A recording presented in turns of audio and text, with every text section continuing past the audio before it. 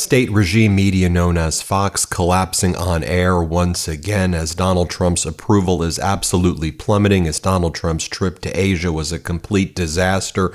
As a new generic poll shows, Democrats would be up 50% to 42% of how Americans would like to see the House of Representatives and Senate controlled if the midterms were held tomorrow. Just take a look at what's going down on state regime media known as Fox. They don't even know what to do. You've got MAGA Republican Congress member Ryan Zink just admitting that our economy right now is absolutely trash under Donald Trump. And he's saying this to try to help Donald Trump lower interest rates. Here, play this clip. The government shutdown itself, you can go a couple weeks, but as you pointed out, our economy is not great. There's a lot of strain.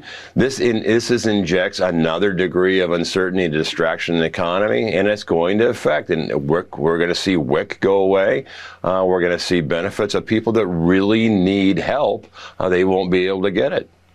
Then you have MAGA Mike Johnson going on Fox and saying, I don't know why everybody's upset about us not releasing the Epstein files. We've released it all. Everybody has the Epstein files. These guys lie about everything. Here, play this clip. But the Epstein thing is a complete red herring. It's a distraction from what's going on right now and them causing harm to the American people with the shutdown. The Epstein estate documents are out. The Epstein files are out. 43,000 pages so far. And we heard from Lara Trump, who went on and whined that all of the Trump cabinet members now live in bunkers. They live on military bases.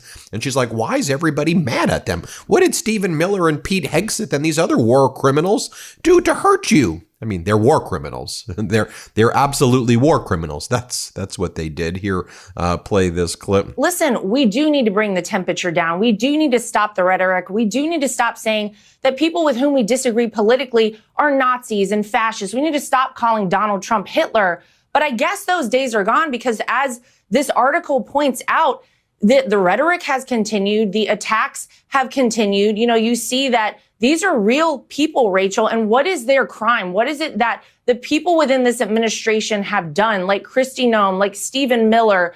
They are just trying to execute the will of the American people. Then you have MAGA Mike Johnson gaslighting the public more about Adelita Grijalva and saying, oh, this Adelita Grijalva thing, we're just following the Pelosi precedent. Nancy Pelosi doesn't want Adelita Grijalva to be sworn in. These people just lie. It's like the craziest lies they're talking about. What? There's no Pelosi precedent that even exists. They make up words.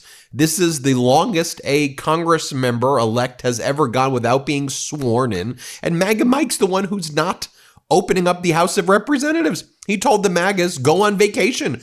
Don't show back up. We don't want to speak with Democrats, yet alone negotiate. And anybody who knows anything about government knows the parties are supposed to speak with each other. So who do you think is to blame for the government shutdown when the MAGAs are like, we are not going to even show up to Washington, D.C. We're not going to open up work. Or play this clip. Representative-elect Adelita Grijalva. There's now a lawsuit about this. They say there's no dispute about her election or her qualifications, and add this. Speaker Johnson wishes to delay seating Ms. Grijalva to prevent her from signing a discharge petition that would force a vote on the release of the Epstein files and or to strengthen his hand in the ongoing budget and appropriations negotiations. Why hasn't she been sworn in? What's your response to the lawsuit? All this is so ridiculous, and we could take 30 minutes and talk about all this, but Rep-elect Grijalva will be sworn in as soon as we get back to regular session. Remember, it's the Democrats who shut the Congress down, so we can't do that. Can you not swear her in, though, when you're not operating in regular? There is a precedent for doing a pro forma session swearing in, but we're not engaging in regular business right now. And what I'm doing is following the Pelosi precedent in the past when she was Speaker, and you had representatives elected during special elections, special situations. When Congress was on recess or out, she would wait until the regular session to do it. I'm doing the exact same thing. Then you get more from MAGA Mike Johnson over here saying, I don't want our people to get lost in the facts. Don't get lost in the facts. Don't get lost in the facts. MAGA might call me old-fashioned, but I like facts. Here, play this clip. So even if the administration figures this out, there's going to be some sort of delay. Senate Minority Leader Chuck Schumer says Republicans are using seniors and vulnerable. They're weaponizing hunger. It's absolutely absurd. They are accusing the Republicans and the president of doing exactly what they are doing. Remember, don't get lost in the facts. Republicans have voted 14 times to open the government. Democrats have voted 14 times to close it. Who's playing games here? We We have a clean, simple CR, a continuing resolution, no partisan gimmicks, tricks at all. It's 24 pages in length. It would keep everything going. The president is bending over backwards to take care of the American people, and it's the Democrats who are quite literally using the people as leverage. I like getting lost in the facts. I want to know the facts. I want to extrapolate the reality and not this MAGA Mike, Great Gatsby, what was Trump's party at Mar-a-Lago? Nobody died partying a little bit, or whatever the hell they called that crazy thing that took place this past weekend. Then MAGA Mike Johnson talks about the Republican healthcare plan, but says it's confidential. We can't talk about it. We don't talk about it publicly because we don't want it to leak. That's how super secret it is. That's why we didn't tell Marjorie Taylor Greene what our plan was when she asked it. Why would we want our plan to leak so that the American people know what we're talking about when it comes to the Republican healthcare plan? Here, play this clip. So another thing that happened this weekend is open enrollment began for Obamacare. People are seeing a change in their premiums, essentially, if these subsidies that are set to expire at the end of the year are not changed, renewed, handled in some way. Last time you were here, we talked about Congresswoman Marjorie Taylor Greene, who had some real frustrations about this. Where is the Republican plan? I know you two had talked. Well, she posted this on X this week. She says, Johnson said he's got ideas and pages of policy ideas and committees of jurisdiction are working on it, but he refused to give one policy proposal to our GOP conference on our own conference call. Apparently, I have to go into a SCIF, referencing a protected intel sharing type place, to find out the Republican health care plan. And there are a lot of exclamation points there. Yeah. I don't know what to say about that. I mean, that's absurd. Obviously, we're not going to be on a conference call explaining all of our plans and strategies for healthcare reform because they're leaked in real time. Literally, when I have a conference call with all my members, it's tweeted out by journalists. They're supposed to be private, but they're not. And so Marjorie knows that. She knows she can come into my office any day at any hour, and I'll lay out everything for her. The committees of jurisdiction, the people who specialize in all of this, have been working on this around the clock for a long time. In fact, we published 60 or 70 pages of healthcare reform ideas in 2019 when I was the chair of the Republican Study Committee, the largest caucus in Congress. Our ideas have been out there for a long time. We're formulating the final plan that will bring down premiums. There's only one party in America that is going to do that. Remember, I don't know, seems like MAGA Mike, that's something that the people should know about. People seem that they want to know what the hell your plan is. As I've said before, the plan that I support, I support universal health care. Should be free, tax the rich more, everybody gets health care for free, doesn't have to worry about it like that exists in most countries. That's what I want. This is my second best option is Obamacare, and bring those subsidies to make it as affordable as possible. Maybe we do less defense spending, go from $1 trillion to $500 million, subsidize the program even more, keep the healthcare costs as cheap as possible. You see, MAGA Mike, it wasn't that hard. I just gave you my other plan. What's your plan? You don't have one. Just a liar. Your plan's like this. Just defraud the American people. Like you have Donald Trump's chief propagandist, Caroline Levitt. She goes on Fox and she goes, Trump's trip to Asia, Malaysia, Japan, South Korea, they gave us trillions of dollars. Trillions of dollars. It's flowing back into the United States. Play this clip. Look at what President Trump has been able to do by leveraging tariffs and leveraging the might of the United States economy. We are the #1 consumer country in the world, and every country around the world knows it. It's because of tariffs that President Trump has been effectively able to cut so many tailor-made trade deals with so many countries around the country. Look at what around the world. I mean, look at what he just did in Asia. You had Malaysia, you had Japan, you had South Korea, trade deals all over the place, trillions of dollars of investments pouring into our country because of his effective use of tariffs. Okay, where is it? First off, where are the deals, Caroline? Could we see them? Like a deal that has signatures, maybe Trump's signature next to the Prime Minister of Japan. Like, let's see that there's a deal. And can we read the terms like out loud? South Korea, China. Let's talk about the China plan. Where's that plan? Oh, it doesn't really exist. Oh, and you're spiking the football because China agreed maybe, who knows, to buy 25 million metric tons of soybeans, when in 2024 they bought 27 million metric tons. And for 2025, they're going to buy 12 million metric tons, 15 million metric tons less. That's supposed to be a great deal. Like, what stupid stuff. They're like, it's the dumbest, it's the worst deals imaginable.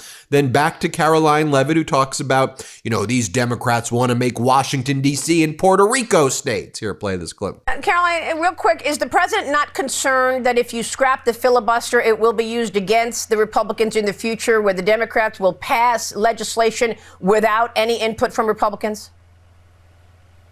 I think the president is realistic in realizing that the Democrats are going to do that anyway. You had two Democrats who were opposed to it, Kristen Sinema and Joe Manchin. And where are they? Neither of them are in the United States Senate today because they were pushed out by the far left radical base that has completely taken over the Democrat Party. Again, these are radical left lunatics in charge of the Democrat Party today, and they will nuke the filibuster. They want to make Washington, D.C. and Puerto Rico states. They want to pack the Supreme Court. They don't care about our sacred institutions in our country. And so Republicans need to play tough and they need to play smart. And that's what President Trump thinks. More Lyon from Caroline here. She says, and the Democrats want to try to renegotiate the entire healthcare system that they created.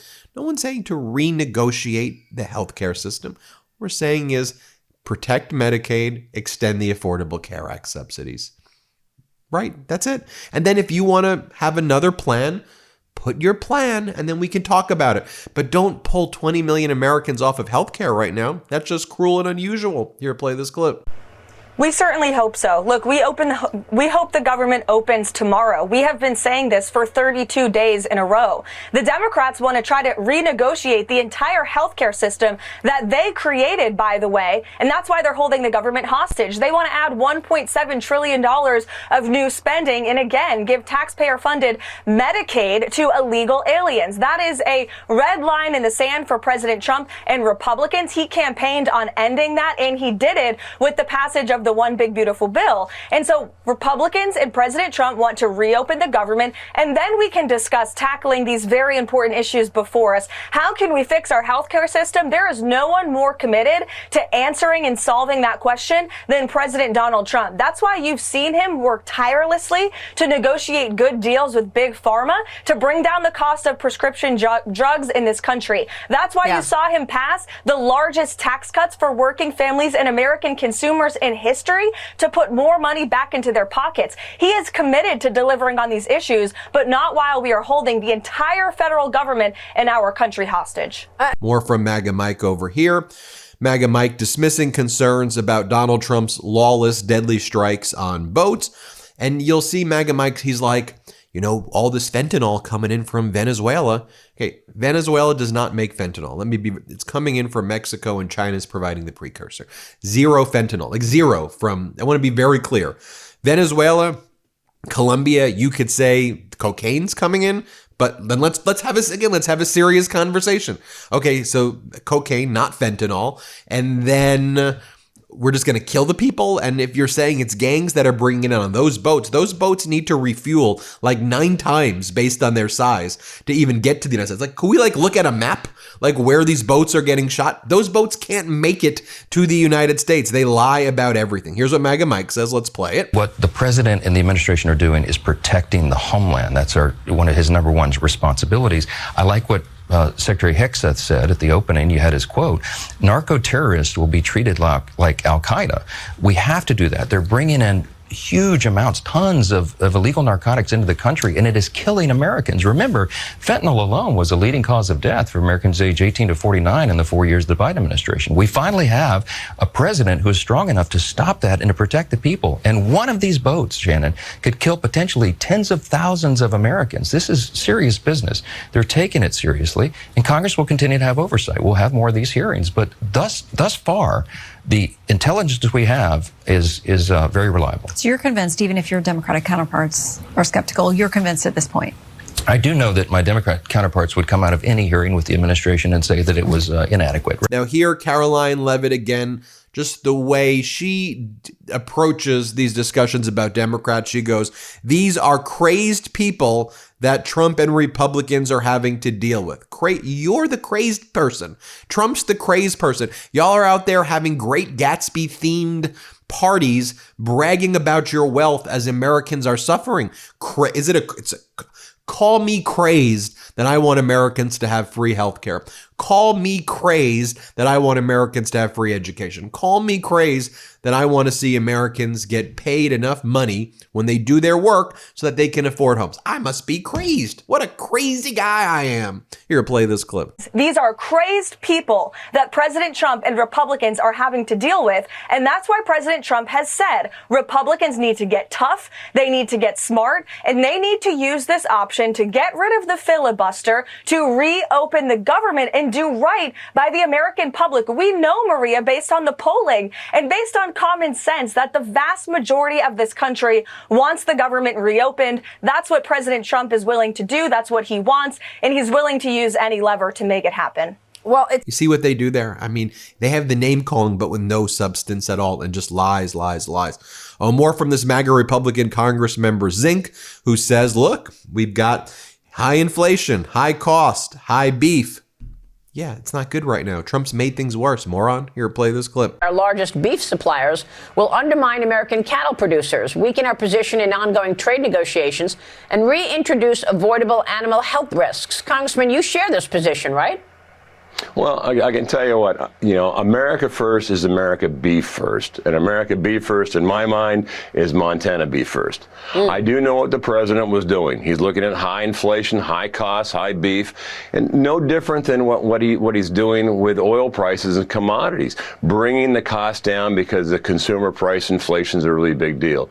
But believe me, he also understands now, if he didn't before, he does now, that, look, American beef itself, the herd are down.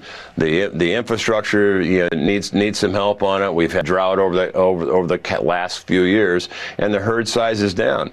So more from MAGA Mike Johnson right here, saying he will not bring the House into session unless the government reopens. So he's just going to shut it down forever, refusing to even speak with Democrats, yet alone negotiate with Democrats. Here, play this clip. What circumstances has you bring the House back? What are you looking for before you do that? Brian, we are anxious to get the House back to regular legislative session, but we have to get the lights turned back on. Chuck Schumer and the Democrats in the Senate have got to reopen the government. Again, it's the most fundamental responsibility of Congress is to have the government operate and work for the people. And that's the number one priority right now, and we cannot deviate from that. That is the goal. That is the mission. It has to be done. Not until it opens. That's exactly right. Okay. Yes. Mr. Speaker, thanks so much. Thank you, sir. Then MAGA Mike dismisses Democrats criticizing Donald Trump's war crimes in Venezuela and elsewhere in the Caribbean and in the Pacific now. And he goes, that's just Trump derangement syndrome. No, that's called war crimes. And I hope one day, MAGA Mike, you and all the war criminals are held responsible in war criminal tribunals for engaging in murder and war crimes. Here, play this clip. They're upset, Mr. Speaker, because they say there's no legal basis, there's no evidence to prove what the president is saying. What's your response? To the shock of no one, House Democrats are not satisfied with the briefing from the Trump administration. I mean, give me a break. If they came out and said they were satisfied, they would be pilloried by their own supporters. Again, they're motivated out of fear. And as you said, Ainsley, Trump derangement syndrome. Look, I've been to a briefing with the Secretary of State himself, the Gang of Eight, and we heard what was going on there. I'm not going to say the classified parts, but I will tell you, we have exquisite intelligence on exactly what we're doing, who is being targeted. They're bringing massive amounts of deadly narcotics into the country. Fentanyl was a leading cause of death for Americans aged 18 to 49 during the Biden years. We have a president now who is protecting the American people, and they ought to be applauding that instead of criticizing it. Yeah, but then we hear from Kevin Hassett, Donald Trump's economic advisor, who talks about killing the filibuster, nuking the filibuster, he says. With regard to the options that Republicans have right now, because Democrats seem dug in, although we keep hearing that they're about to, that there might be a shift coming. But do you agree with the president that it's time to do the nuclear option and just push this government reopen through on 53 votes. Do you agree with that as his economic advisor? I always agree with the president. I think that he is impatient, and everybody should be impatient. And the fact is that he's urging the Senate leaders to think about other options. If the Democrats, they might well try to keep the government shut down forever, as far as we know, because they're not making any sense whatsoever. And so the president has put something on the table that hopefully the Democrats recognize that the filibuster has been there since the beginning of the Senate, and that they're threatening basically our traditions because they hate President Trump so much. And so hopefully that makes them change their mind. But if they don't, then we're not going to let them keep the government shut forever. Well, we're not going to let them starve the American people. We know the Majority Leader Thune is against the filibuster change, as is the Speaker of the House. But we have you on record as supporting calling in that nuclear option and ending the filibuster. If we can't get the government open, then what else are we going to do? And then here we have Kevin Hassett saying that AI will not replace jobs. No, no, no. AI will not lead to layoffs. No, no, no. The AI data centers should be applauded by people. That's not going to raise your energy prices. No, no, no, no, no. These people think we're morons. These MAGAs at their great Gatsby parties think that you and I are stupid.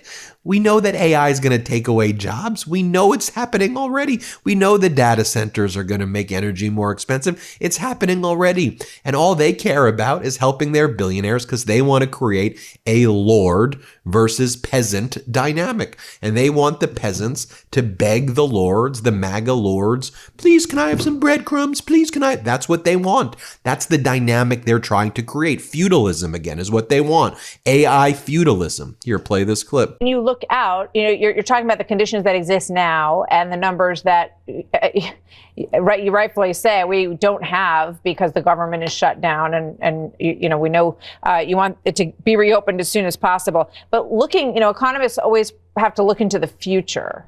And I'm wondering what you think the impact on the U.S. economy is if we continue to see these kinds of layoffs in people who've been, went to college, they're in a white collar job, they've been there for 3 to 5 years, and they're about to get pink slips.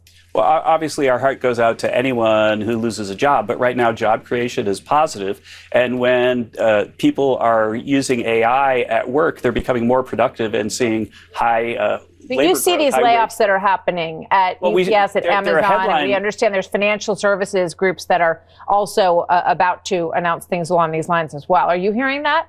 Well, I read the news stories as well as you, Martha, but what I'm saying is that people who get AI at work, there's a huge academic literature that's showing that it's making them more productive and making their wages go up. And so if you're unfortunate enough to have your firm say, okay, I'm going to replace you with whatever, AI or someone else, then if you move to a new profession, AI is going to help you train faster, help your wage go up more. And so labor market is positive. The GDP growth and income numbers are all real positive. And so we see the headlines, but those are headlines that you see every year that this or that company is readjusting its labor force. But in the aggregate, the numbers are positive. All right. So you're saying that you don't think that there's any AI sort of reorganization of job structure coming in the United States of America?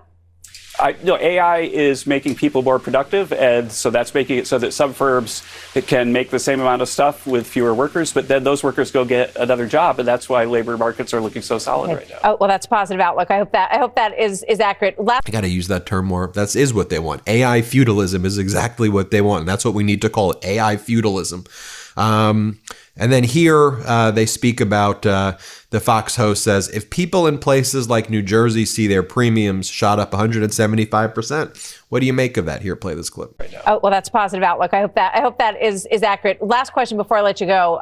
With regard to the enrollment opening, and you've got an average of some of these premiums on health care, on the extended health care benefits that happened during COVID that are about to expire, about to go up. If somebody logs on November 1st tomorrow and they look at their premium and it's shot up in a place like New Jersey, for example, 175%, the day before, 2 days before the election, what do you think is the impact of that? Well, I think that the Democrats think that they can shut the government down and not have a negotiation over these things, which are, by the way, premium increases that they voted for and then blame Republicans. But the American people aren't that stupid. They understand that Democrats have shut down the government, and any disruption to anything that's going on right now in government is their fault because they won't open it. All right. We'll see. There you have it, folks. Let me know what you think. Hit subscribe. Let's get to 6 million subscribers. New Meidas merch drop. Check out the latest pro-democracy sticker packs, t-shirts, hats, sweatshirts, and more. All at store.meidastouch.com.